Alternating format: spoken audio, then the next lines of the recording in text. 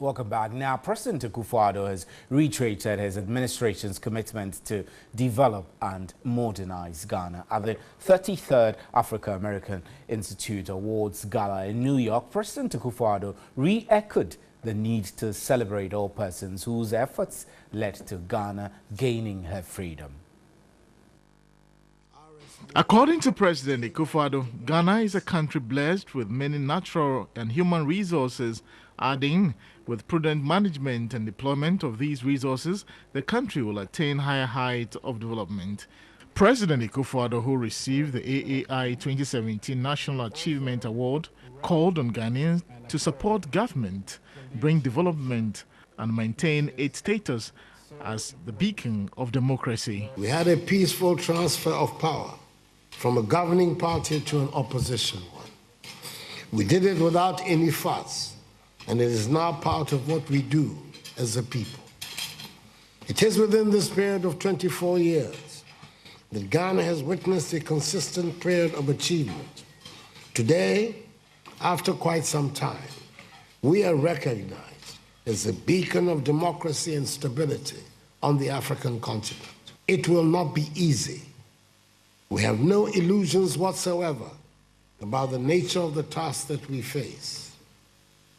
But I know that Ghanaians will rise to the occasion. They always do. President of African American Institute, Kofi Apenten, praised Ghana for her contribution to democracy and lauded the exemplary leadership of President Akufo-Addo. The Africa-America Institute selected Ghana because of Ghana's accomplishments, but we also looked at what is going on in the world and the choices being made by political leaders, and we could think of no better example of a real moral and courageous leader than President Akufo-Addo. Producer and director of African City, a television and web series, Nicole Amatefi was honored for leadership in African media and arts. Founder and chairman of the Zenith Bank, Jim Ovia, received the AAI 2017 Awards in Business Leadership and the Innovation and Technology Award. The 33rd African American Institute Awards attracted professors, traditional rulers, diplomats, and congressmen of the United States.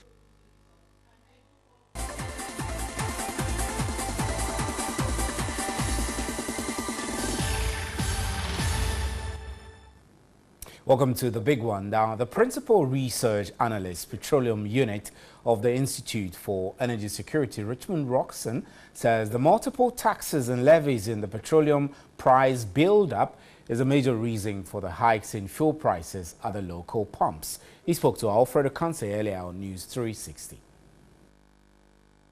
In September, prices went up by 2 to 3%. And in this very window, we're expecting that prices are going to go up by 7%, between 7 to 10%. This is because the cedi is depreciating. We've mentioned that already. The dollar is stronger than the cedi as we speak. It's 4 cedis, 48 pesos on average terms, as compared to the previous average of 4 cedis, 44 pesos. Crude oil prices have gone up on the international market by some 4%. So what you're saying is that our viewers, commuters, private car owners should brace themselves up for more increases in fuel prices in the coming days. Exactly. The prices have already gone up. Check the OMC, you realize that some of them were doing 4 cedis, 13 pesos. As we speak, they are doing 4 cedis, 41 pesos for gasoline. For gas oil, they've moved from 4 cedis, 13 pesos to about 4 cedis, 33 pesos. That is have reduced to 29 pesos. So on average, you can see that the 7% that we projected has come to pass. That is exactly what the industry is doing as we speak. Right. So now, considering what's happening on the world market now, what should be the appropriate response of government to deal with it? Because already transport unions are threatening a 30% increase in transport fares. So clearly there has to be a response. What should we be seeing from government? although it's a deregulated market, we know that still government has some control. The government has the responsibility to be able to manage the Ghana cedi. Aside that, there are a number of taxes and levies that we find in the petroleum price build-up. We've argued that we don't think that a special petroleum tax is still necessary, although government reviewed it from 17.5. Well, let's get on to the telephone lines now and speak with Robert Saba, who is National Vice Chairman of the GPRTU. He's joining us on telephone lines now. Good evening, sir. Thank you. So, has the commercial transport operators, have they increased their fares? Oh, not yet. Nobody has increased any lorry fare. Yes. And we're hearing that some of the operators are calling for a 30% increment. Is this something that you support? Oh, well, we don't know the basis of that 30%. Normally, when prices go high like this, you know, we meet with the Protea, the cooperative, and other this Tiger Society. We meet with them. We all converge at the Ministry of Transport. It's there and then that, we bargain for the increment. I don't know how they work theirs because, I don't even know those people you are referring to. However, we have a convention that when the prices, hit around 10% increment, there's a likelihood that, we do some adjustments just to ensure that, we'll be in business. So these adjustments are going to come whether or not we like it, because you mentioned that the convention is that when there is an increment of up to about 10%, you need to make these adjustments for business reasons. So 30%, should we expect hikes? Well, there has never been any occasion where, transport fares have gone up to 30%. Not, in the history of Ghana, so far as I know of. But definitely there will be some adjustment. On Friday, at 9 a.m., we'll be going to the Ministry of Transport, where, we'll have a meeting with, the officials over there, including the minister, so that we see if there's the need for any adjustment. Right, Mr. Saba, thank you very much, extremely, for your time. Mr. Saba is a vice chair, national vice chair of GPRT. We're going to get onto the other telephone lines pretty shortly and speak with COPEC, which we'll be discussing some of these same issues. Analysts believe that the price build-up, multiple taxes in the build-up is resulting in these increases. You heard GPRTU there. There are no guarantees that prices will not be increased, as he said. Mr. Saba said when the increments are about 10%, the convention is that transport operators need to make adjustments for business reasons. Duncan Amoa is Executive Director of COPEC. He joins us on the telephone lines now. Good evening, sir, and thank you. So some commercial transport operators we're hearing are calling for a 30% increment in fares. Are these calls justified? It would be a bit rush on my part to say yes or to say no. What I can confirm is that on Friday, most of the serious stakeholders for petroleum, including the GPRTU itself, would meet the afternoon to deliberate further whether transport fares will be adjusted by the GPRTU itself, who will be present, and other stakeholders will meet to deliberate on these matters. But from what we are seeing at the pumps, it is indeed worrying. It becomes difficult to now insist a driver should maintain old fares when you know very well that fuel prices have gone up just about 8% within the past couple of hours. So clearly, we are between the devil and the hard place. You cannot now force a driver not to add a few pesos to his charges. But again, we continue to call for restraint from our drivers to ensure that they do not go up unnecessarily. We've had 30%. Even if it must go up, we do not think that 30% will be a reasonable figure to put out there. But again, we can only continue to plead that they exercise restraint, while the National Council for COPEC also meets to discuss ways of putting enough pressures on the ministry and government to ensure that some of the overburdening taxes are removed immediately from petroleum products to bring prices down. When that is done, I'm sure the drivers will be able to go about their business without necessarily increasing transport fares. But as it stands now, it's a bit difficult to insist nobody should do anything at all in the system. I can imagine. But I also know that these operators have already utilized their 2 windows. Can you explain to us how this works? Indeed, they've utilized just one of the windows this year. If you recall, somewhere February, March, transport fares did go up. Since then, we haven't seen fares go up. They should have done so somewhere July, latest August.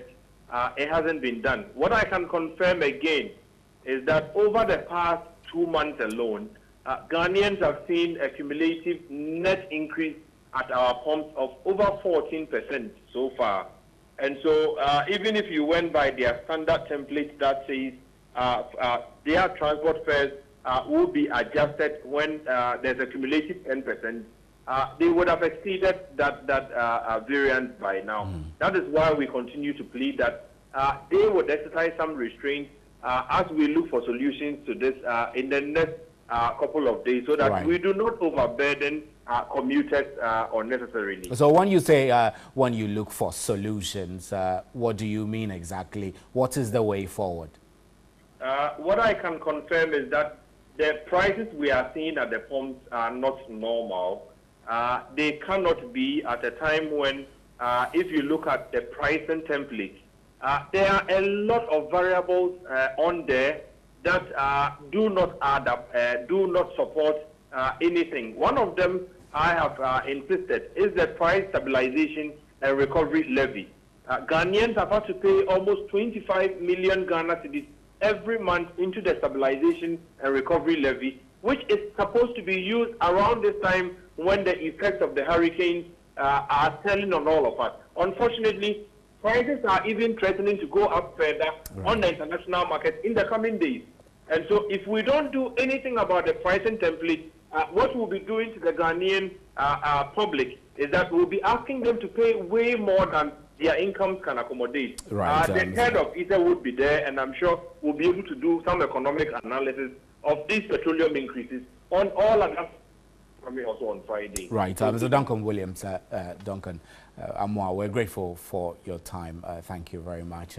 We have more news for you. Don't go away.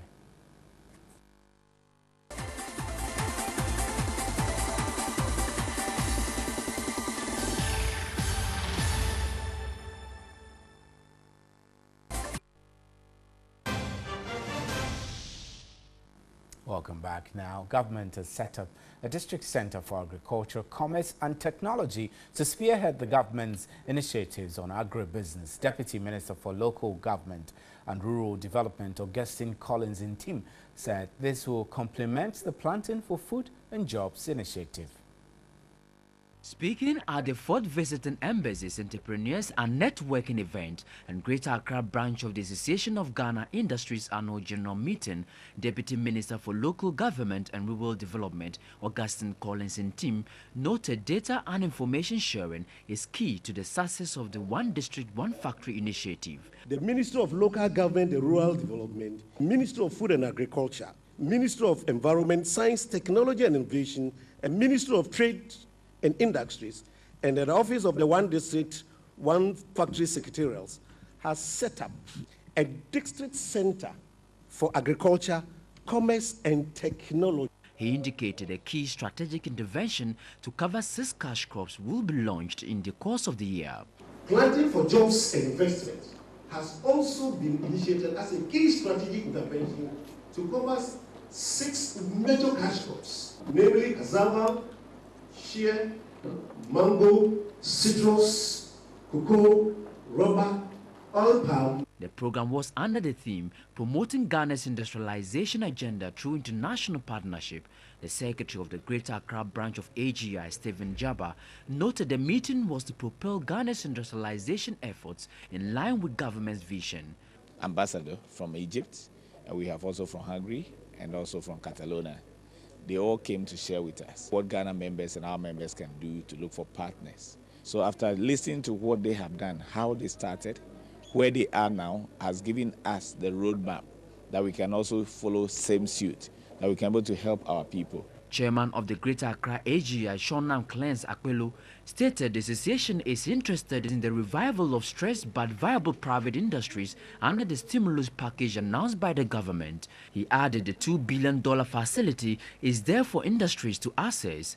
As I speak, so many companies are trooping to the offices of AGI to submit their proposals, because the whole idea is that when you submit the proposals, it will be looked at by the investors, because we have the $2 billion facility sitting down waiting for investors, and I can assure you a lot of people are taking advantage of it. $50 million have been allocated as seed money to support beneficiary businesses, while an additional $150 million is expected to be allocated to support businesses that will be selected based on rigorous vetting process. 50 companies belonging to the Association of Ghana Industries have been selected to be examined by government for a stimulus package. Upon examination, 30 companies at various levels of financial distress will be supported in 4 financial packages. And the member of the Public Interest and Accountability Committee, PIAC, Kwame Jantor, believes Ghana has a good case against Ivory Coast in the maritime border dispute. Speaking to Alfred Akanse on News 360, Kwame Jantor said the two will come to a beneficial agreement. From your own reading of this particular case and the ruling in the next 3 days, what are the chances of Ghana going into this particular ruling? From the way I see it, it can go 3 ways. It can either go for us, it can go against us, or they might say that we must come to some amicable agreement and share that resource in that disputed area. These are the 3 ways I see it can go. Now, let's assume that they get a middle ground. How will that amicable solution be reached? Because that could have been done without necessarily going to the tribunal anyway. Well, you see, one of the reasons, or some of the reasons why Ghana decided to take this case to ITLAS was that for half a century, both parties had mutually recognized and agreed to the maritime boundary with regards to the basis of the equidistant rule. And so for quite a long time, we didn't have that problem. But then Ghana had to now take it to ITLAS, because first, Ghana's efforts to negotiate the settlement with Côte d'Ivoire, which, you know, had gone on for quite some time, they had 10 bilateral meetings. They realized that Côte d'Ivoire started being intransigent in some of the meetings they had. They realized that Côte d'Ivoire were looking for an expanse new maritime claim, and, you know, what they were saying really didn't make sense to the Ghanaian team. And that's all for News at 10. Thank you very much for making time. On behalf of the crew here, good night. Please enjoy the rest of our program.